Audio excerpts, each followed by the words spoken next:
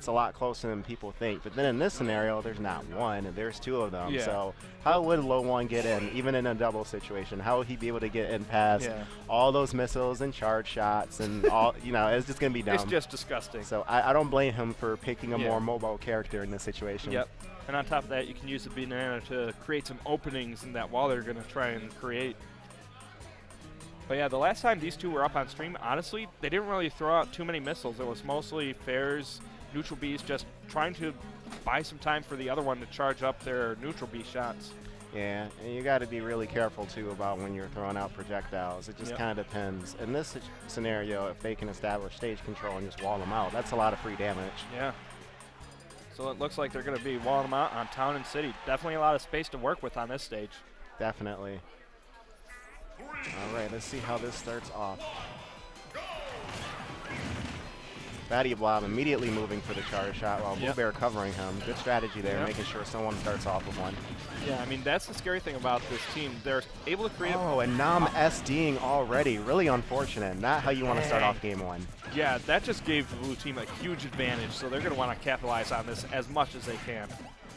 Now, this could give them the momentum they need, or perhaps Nam will come back and just play even harder. We'll see. Yeah.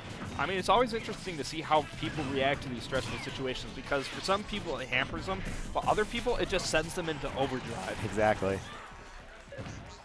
Yeah, BooBear doing a good job with that up B, getting out of that sticky situation. Oh, tries to do a charge shot point blank. I did not agree with that situation at all. Especially with how quickly that side B can come out from Corrin and distance that it covers. Oh, doesn't quite. He doesn't get the finishing hit because he had two of them in the screw attack, so both of them just fell out. Man. Yeah, that is one of the saving graces of Samus and doubles, the up B, because you can get out of so many situations with that. And since you have another Samus able to run around, they can cover you. Man, stocks are just flying left and right now. Definitely. And screw attack is a really nice move. Like, it comes out, like, the invincibility comes out frame 3. The invincibility lasts a little bit longer on the ground, from like 3 to 6, but 3 to 5 in the air. So it's still either way. And, like, that kind of invincibility, just a great, you know, get out of my face option. And we all know how laggy it is when you land, but the other Samus is ready. Boom. Yep, and that's the nice thing about doubles for Samus. She has somebody there to protect those options. Yeah, right now, red team trying to keep them close together to where they can't really throw out hitboxes safely. LOE1 throwing out so many rolls right now. Oh, he kills him with the weak hit of the forward air, but he had rage, and Samus was at 151, so it makes sense. I mean, as long as LOE1 can keep holding on to this stock, red team's actually done a good job of bringing it back to even. Oh, destruction. Well then. Wow. I mean, that down air was just so brutal. It was. Uh-oh. LOE1 has done a phenomenal job of just not getting hit a lot, which is what he usually does. He's very good at just staying out of the fray. And now he has a more mobile character to do it with. Yep. I mean, he has been bringing up that Diddy Kong as much as he can, so it's no surprise that he's doing so well with them. And you can see that, like, with his banana setups and whatnot, he's definitely not as seasoned as, say, Zenodo, but he understands what to do, and he understands how to not get hit, and that was an unfortunate team kill with the charge shot, and they did not need that right now. Yeah, because that just put us back to even, but that up B taking off LOE1's second stock there. All right, so if BooBear can hold on to that stock, we've got ourselves a really good situation here. Yeah, blue team may be able to bring this back. Uh-oh. Oh, relatively weak punish there for whiffed up B. Uh-oh, slipping out a second banana. Good combo there from Fatyblob. Tries to snipe him, tries to read a jump or something. LOE1 just rolling behind that neutral B as it came out. Back-to-back charge shot. We're seeing LOE1 go in more. Nam has been taking a lot of damage. Well, like in the last half a minute, he's stopped taking as much damage. But up until this point, and we noticed that as a result, LOE1 has started becoming a bit more aggressive. Yeah, and that's what I want to see more from Nam. That right there, using the spacing tools that Corrin has to her advantage. Because like that right there, perfect spacing, hit him on the edge of the stage. I mean, that's what you have to do as Corrin. Abuse that lance. All right, we got ourselves a dicey 2v1 situation here. Now, if he can get a charge shot on one of them, that could definitely be the stock, but he's got to actually be able to charge the charge shot first. Yeah. And red team is not allowing that. They're just going to try to put on as much pressure as possible. Yeah. On the flip side, though, even if he doesn't get the charge shot, there's other ways he can try and get something, and he can throw out a back air. That should be able to kill if they're at the edge of the stage, but it's going to be a difficult situation to be in to begin with. And as we saw earlier, even though up B comes out really fast, if he misses it, or even if he gets the other one, the other one's going to be ready, so he can't rely on that like he normally would want to. Yeah, that's the problem with this situation. He has nobody to cover the recovery of the up B. Oh, and he shoots it the wrong way. That was totally the opposite of what this man needed right now. If he had shot that the right way, Nam's shield was down. That probably would have hit. Oh, and there he goes. Good job to the red team, though, for bringing that back, because Nam got gimped twice there. I mean, the first one was a suicide, and then there was the down air hitting him off stage. But red team holding on and just able to bring it back with the good spacing at the end there. Yeah, definitely giving props, especially to LOE1 for doing some really, he just played really safe overall. I mean, he only lost one stock that entire match. Yep. The other one was just to a shared stock. I mean, all things considered, though, really wasn't that far apart of a match. So BooBear and Fatyblob still have the potential to bring this back for game 2. Oh yeah, definitely. This is by no means like out of the realm of possibility for them to win this. It's going to be difficult. Fighting any team with LOE1 especially is really freaking annoying. I can tell you from experience. Just the amount of defensive walling that they can throw out. Yes. And that's the scary thing about LOE1. Regardless of what characters he's using, his fundamental core is just so good that it just carries over so well to whatever character he uses. Yep. Shoutouts to all the Brawl vets. Uh-oh, looks like we got BooBear switching it up to Ness. Okay, I understand why they might want to try a difference here. Ness is definitely going to have an easier time fighting Diddy than Samus would up front. Yeah. On top of that, you got the PK Fire, which can even collide with Banana and just create a nice little wall of fire for you for free. And they're also going to have a much easier time controlling the air, too. It'll be easier to establish some stage control, because even though Samus isn't really, like, that slow, you still need something faster. Yeah, and Ness will definitely cover that option. But on the flip side, though, if you want speed, we got a Sheik on the field now. Yes. And she will definitely be able to break the wall that the blue team can create. Yeah, you see Nam opting to try to, like, just be able to actively put more pressure on the opponents by switching the Sheik. Yep. I mean, even if you do good with the character, sometimes that can be a good option because it'll catch your opponent off guard. Ooh. Like that from BooBear, just deciding to, if my partner's going to be taking damage, you're going to be taking damage too. Yep.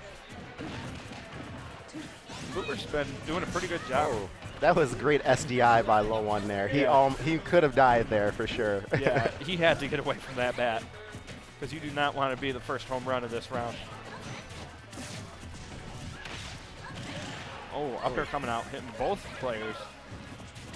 Quite surprised he did not get punished for that forward air on shield there. Yeah. Nam opting to not take as many risks as he did before. That risk, however, is not paying off. Team kill, unfortunately. With a forward smash, too. You don't see that kill a lot. Yeah. I think he was expecting it to be able to take out BooBear as well, but BooBear, it's good Samus. DI. Good landing there. Getting the banana onto BooBear. Good thing he got that shield up just in time, because that would have done a good amount of damage. Now see, this is like a dicey situation here, because it's like Fatyblob is now at 130, and this is Battlefield, so it's going to be pretty difficult to kill him. On top of that, with all that rage, the amount of damage that charge shot is going to be doing is ridiculous. You know what? I agree with that. He went in and just, okay, that was nice. That was a good team combo there. One throwing him off stage, and LOE1 able to capitalize off of that and get that back air.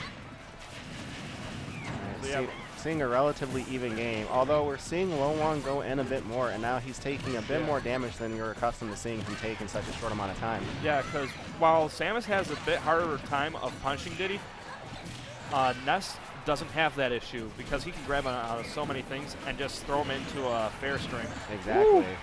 Very clean. Yep. Oh!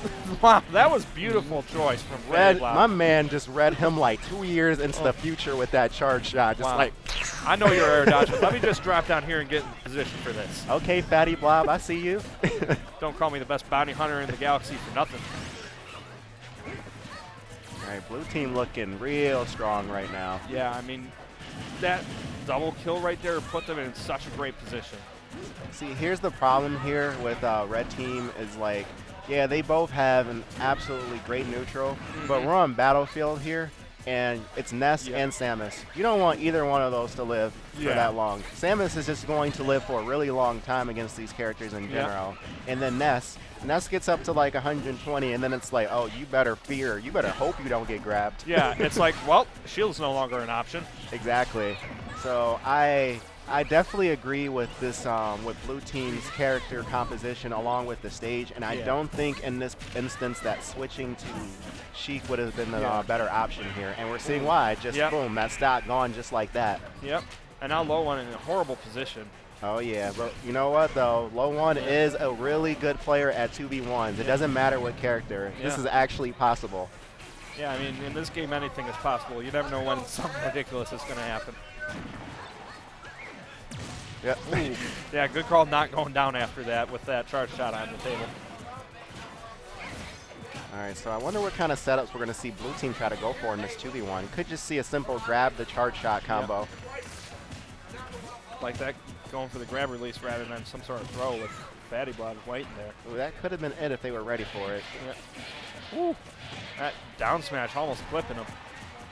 Now, I feel like BooBear should be going in and just trying to trap the landing so that Fatyblob can just get the charge shot on landing, and that would just end it there. Yep. Because he's got rage, too. Yeah. On the flip side, though, you don't want to be hitting your partner. Oh, able to SDI out of that. And that's it. Yep, back air going to do it. And we're seeing a clean 3-stock here from blue team, and we're going to game 3. Man, I mean, at this point, it's hard to tell which way the final match is going to go. It is difficult because it's like, you know what, in terms of individual skills, red team has the advantage, but you know, they don't team a lot. And we know that all the West Michigan players, you know, they're much smaller, so they play together like much more. So I'm sure they have much more synergy as a team, and sometimes synergy will definitely trump, you know, individual skill. And it's not like it's that big of a difference either. Like everyone on this screen is a good player, so we'll see. Yeah, so I think based on that, red team's just going to need to keep those two apart. If they can break it down into 1v1s on separate sides of the stage, I feel like that they can just keep control of the match. But definitely. Once the blue team starts synergizing off of each other, able to cover each other's options, that's when the blue team's going to start excelling more. Right, so I wonder if we're going to see any character swaps here. I don't expect blue team to switch. Yeah. It'll be interesting to see if Nam decides to switch back to Corrin or not. I mean, they need the kill power. Like, if he's not going to switch, maybe LOE1 should go Cloud or something, you know, or Luigi. But, like, they definitely need the kill power in this situation. Oh, there we go. There we go. And there it is. There's lots of it now, Luigi and Corrin. Like I said, their whole problem is that they couldn't get any, like, real kills. And, like, both of them kept living to, like, 150%. And then it was just much easier for blue team to kill them. Yep. But right now, this team, the amount of damage they can output, and they have the kill power, this is going to be a huge switch for the red team. I feel like this is a really smart counter pick, not just because of the disparity in kill power, but this is a smaller stage, and then that's going to do them a lot of wonders for just being able to get those kills. Yep, and keep up the pressure for sure. Yeah, and that's definitely something you want to do against Samus. You don't want to let her sit back and feel comfortable.